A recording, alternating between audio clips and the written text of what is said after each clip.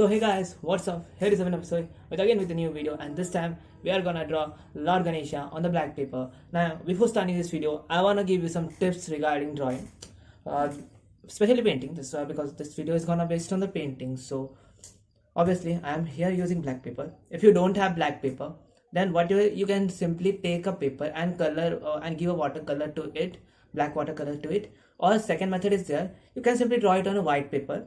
Doesn't matter, but you have to take the opposite color which I'm in. For example, I am taking any light colors like yes, obvious that is I'm gonna use white more because I'm doing it on a black paper.